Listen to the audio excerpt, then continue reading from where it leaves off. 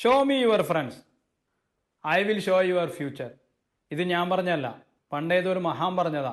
അത് ഒരുപാട് പരീക്ഷണ നിരീക്ഷണങ്ങൾക്ക് ഒടുവിൽ പറഞ്ഞ കാര്യമാണ്.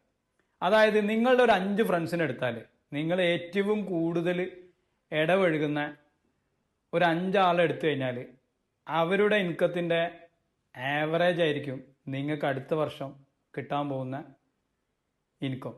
നിങ്ങൾ ഏറ്റവും ഇടപഴകുന്നതെന്ന് പറഞ്ഞു കഴിഞ്ഞാൽ നിങ്ങളുടെ വീട്ടുകാർ അതിൽ പെടൂല. അതായത് നിങ്ങളുടെ ഭാര്യ, കുട്ടികൾ, അല്ലെങ്കിൽ ഹസ്ബൻഡ്, അതും അല്ലെങ്കിൽ പാരൻസ്, ഇവരൊന്നും ഞാൻ ഈ പറഞ്ഞ 5 ആൾക്കാരിൽ കൺസിഡർ ചെയ്യാൻ പറ്റില്ല.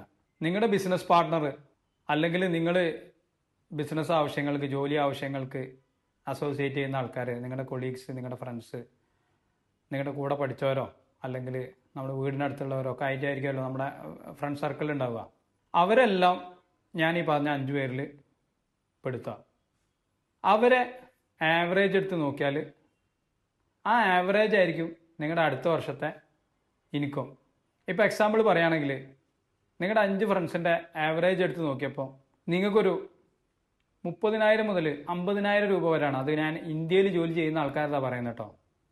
30,000 മുതൽ 50,000 രൂപ വരെയാണ് കിട്ടുന്നതെങ്കിൽ അതിനർത്ഥം നിങ്ങളൊരു ബിലോ ആവറേജ് ഉള്ള ആളാണെന്നാണ്. ഇനി നേരെ മറിച്ചിട്ട് അത് 50,000 മുതൽ 1,00,000 രൂപ വരെയാണ് കിട്ടുന്നതെങ്കിൽ നിങ്ങളൊരു ആവറേജ് പേഴ്സൺ ആണ്. ഇനി 1,00,000ൻ്റെ മുകളിലാണ് നിങ്ങൾക്ക് ആവറേജ് കിട്ടുന്നതെങ്കിൽ നിങ്ങളൊരു എബോവ് ആവറേജ് പേഴ്സൺസാണ്.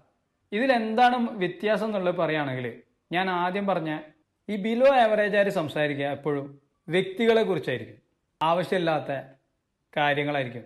പ്രത്യേകിച്ച് നമ്മളെ കൊണ്ടൊന്നും ചെയ്യാൻ പറ്റാത്ത കാര്യങ്ങൾ, ഇങ്ങനത്തെ കാര്യങ്ങളെ പറ്റിയിട്ടായിരിക്കും അവർ സംസാരിക്കുക. ഇനി നിങ്ങളൊരു ആവറേജ് പേഴ്സൺ ആണെങ്കിൽ അവിടെ നിങ്ങൾ സംസാരിക്കുന്നത് ഒബ്ജക്റ്റീവ്സിനെ പറ്റിയിട്ടായിരിക്കും. പുതിയ വീട്, പുതിയ കാറ്, പുതിയതായി ഇറങ്ങിയ ഫിലിം, ഇങ്ങനത്തെ കുറച്ച് കാര്യങ്ങളായിരിക്കും നിങ്ങൾ സംസാരിക്കുന്നത്. ഇനി നേരെ മറിച്ചിട്ട് എബോവ് ആവറേജ് പേഴ്സൺസ് കൂടുന്ന സമയത്ത് അവർ സംസാരിക്കുന്നത് പുതിയ പുതിയ ഐഡിയാസ്, അതേപോലെ പുതിയ ഇന്നോവേഷൻസ്. അവരെപ്പോഴും ഫ്യൂച്ചറിസ്റ്റിക് ആയിരിക്കും. അപ്പോൾ നിങ്ങൾക്കറിയാം ഇനി ആരെ കൂടെ കൂട്ടുകൂടണം എന്നുള്ളത്. മറ്റുള്ളവരെ ഒഴിവാക്കാനല്ല പറയുന്നത്. നിങ്ങൾക്ക് ജീവിതത്തിൽ ഒരു മാറ്റം വരുത്തണമെങ്കിൽ നിങ്ങൾ പുതിയ എന്തെങ്കിലും കാര്യം ചെയ്താലേ പറ്റുള്ളൂ. ഒരേ കാര്യങ്ങൾ തന്നെ ചെയ്തിട്ട് നിങ്ങൾക്ക് ഒരിക്കലും ഡിഫറൻ്റ് ആയിട്ടുള്ളൊരു റിസൾട്ട് വരില്ല. ഈ എബോവ് ആവറേജ് പേഴ്സൺസിൻ്റെ ആ ഒരു ഫ്രണ്ട് സർക്കിളിൽ എത്തുക എന്ന് പറയുന്നത് ഈസി അല്ല. കാരണം അവരെപ്പോഴും അവരെ സർക്കിളിന് ഒരു ബാരിക്കേഡ് ഉണ്ടാക്കും, ഒരു മതിലുണ്ടാവും അവിടെ. അപ്പം അത് നമുക്ക് വളരെ ഈസി ആയിട്ട് മനസ്സിലാക്കണമെങ്കിൽ നമ്മൾ കണ്ടിട്ടില്ലേ, rotary club, lions club, cosmopolitan club, ഇങ്ങനെയുള്ള സ്ഥലങ്ങളിലൊക്കെ പോയി കഴിഞ്ഞാൽ നമുക്ക് എബോവ് ആവറേജ് ആൾക്കാരെ കണ്ടെത്താൻ പറ്റും. പക്ഷേ അവിടെ നമുക്ക് എല്ലാവർക്കും അങ്ങോട്ട് കയറി ചെല്ലാൻ പറ്റില്ല. അപ്പോൾ അവരെന്ത് ചെയ്യും, ഈ ബിലോ ആവറേജാരും ഈ ആവറേജാരും ഒന്നും അവിടെ വരാതെക്കാൻ വേണ്ടിയിട്ട് അവരവിടെ ഒരു എൻട്രി ബാരിക്കേഡ് ഉണ്ടാക്കി വെച്ചിട്ടുണ്ട്. ഇവൻ്റെയൊക്കെ 1 വർഷത്തെ ഇൻകം ആയിരിക്കും അവരെ മെമ്പർഷിപ്പ് ഫീ ഉണ്ടാവുക.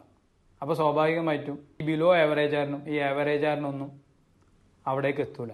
നിങ്ങൾ ഇപ്പോഴും ലൈഫിൽ സ്ട്രഗിൾ ചെയ്യുന്നുണ്ടെങ്കിൽ നിങ്ങൾ പുതിയതായിട്ടുള്ള നിങ്ങൾക്ക് ആവശ്യമുള്ള കാര്യങ്ങൾക്ക് വേണ്ടിയിട്ട് സമയം സ്പെൻഡ് ചെയ്യണം. നിങ്ങൾക്കൊരു ഹൈ ഇൻകം കിട്ടുന്ന സ്കില്ല് വേണം, അതുപോലെ മാർക്കറ്റിംഗ് സ്കില്ല് വേണം, സെയിൽസ് സ്കില്ല് വേണം. ഇതുപോലുള്ള നിങ്ങൾക്ക് പ്രയോജനപരമായിട്ടുള്ള ഇൻഫർമേഷൻസിന് വേണ്ടിയിട്ട് നിങ്ങൾ എൻ്റെ ഈ ചാനലൊന്ന് ഫോളോ ചെയ്യുക. നിങ്ങൾക്ക് സെയിൽസിൽ നല്ല ഇമ്പോർട്ടൻ്റ് ആയിട്ടുള്ള ഒരു 4 ടിപ്സ് വേണമെങ്കിൽ താഴെ ഒന്ന് സെയിൽസ് എന്ന് കമൻറ്റ് ചെയ്തോളൂ.